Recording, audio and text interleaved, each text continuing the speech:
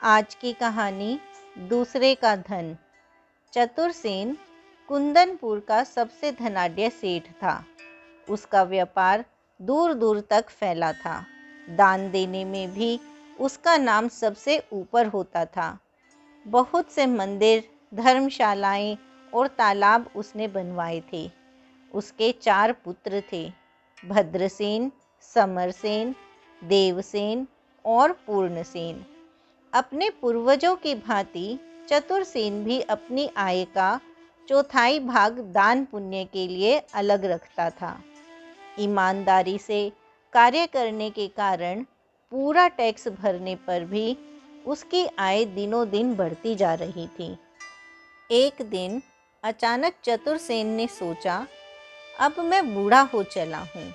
मेरी मृत्यु के बाद मेरे पुत्र संपत्ति को बांट लेंगे, परंतु दान देने के लिए जो चौथाई संपत्ति अलग रखी जाती है वह नहीं बंटनी चाहिए।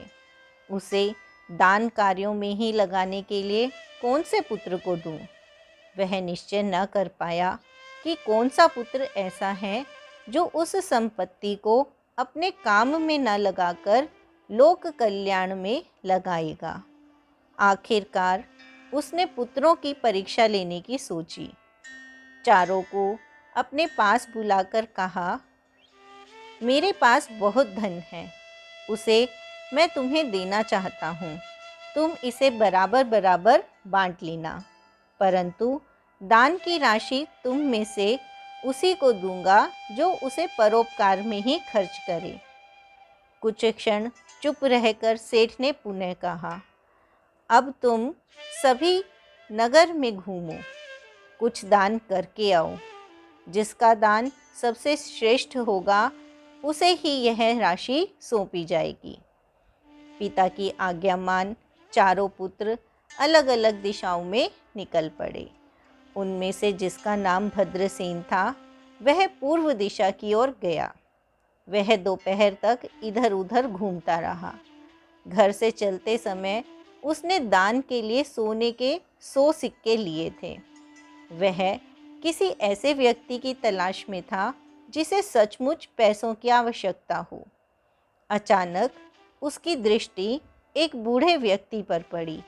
वह सिर पर लकड़ियों का गट्ठर रखे आ रहा था।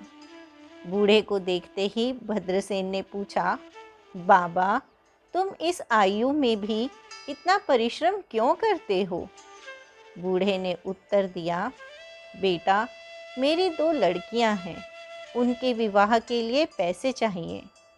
भद्रसेन ने अपनी जेब से सिक्के निकाले और उसे थमा दिए और बोला, लो, धूमधाम से अपनी लड़कियों का विवाह करो। इतने पैसे पाकर बूढ़ा बहुत प्रसन्न हुआ। वह भद्रसेन को आशीर्वाद देने लगा। दूसरा पुत्र समरसेन पश्चिम दिशा में गया था। कुछ दूर जाने पर उसने देखा एक व्यक्ति किसी अबोध बालक को पीट रहा है। समरसेन ने जाकर पूछा, भाई, तुम इसे क्यों पीट रहे हो? उस व्यक्ति ने उत्तर दिया, यह मेरा नौकर है। मैंने इसे अपने कपड़े धोने के लिए नदी पर भेजा था, परंतु इस दुष्ट ने उन सबको पानी में बहा दिया। लड़का रोता हुआ बोला, कपड़े मैंने जानबूझकर नहीं बहाए, हवा के तेज झोंके से वे नदी में जा गिरे। समरसेन ने अपने रेशमी वस्त्र उतारकर उसे सौंप दिए। कहा, ये लो, कपड़े बहुत मूल्यवान हैं, किंतु इस बालक को मत मारो। रेशमी कपड़े पाकर वह व्यक्ति बहुत प्रसन्न हुआ। उसने बच्चे को छोड़ दिया। तीसरा पुत्र देवसेन उत्तर की ओर गया था। कुछ दूर जाकर उसने देखा मंदिर में लोग हवन कर रहे हैं। सुगंधित धुआं चारों ओर फैला था। बहुत से साधु सन्यासी भोजन पाने की आशा में वहां खड़े थे।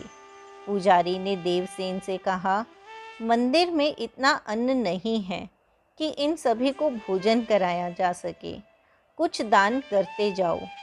देवसेन ने तुरंत पत्र लिखकर पुजारी को दे दिया।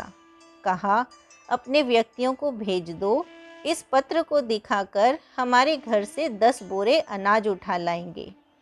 चौथा पुत्र दक्षिण दिशा में गया था। दान देने के लिए उचित पात्र ढूंढता हुआ वह खेतों में जा निकला। वहाँ उसने देखा एक किसान खेत जोत रहा है। उसका एक बैल बहुत बूढ़ा था, थोड़ी दूर चलकर ही बैठ जाता था। किसान उसे लगातार पीट रहा था।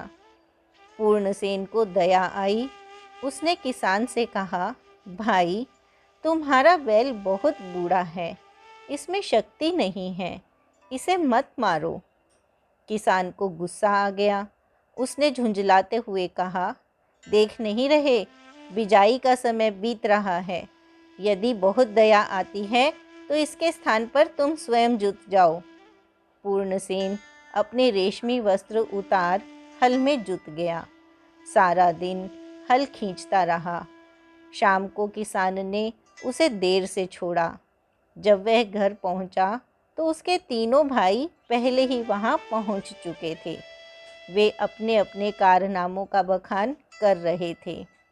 सेठ ने पूर्णसेन से इतनी देर से आने का कारण पूछा। पूर्णसेन ने पिता को सारी कहानी कह सुनाई।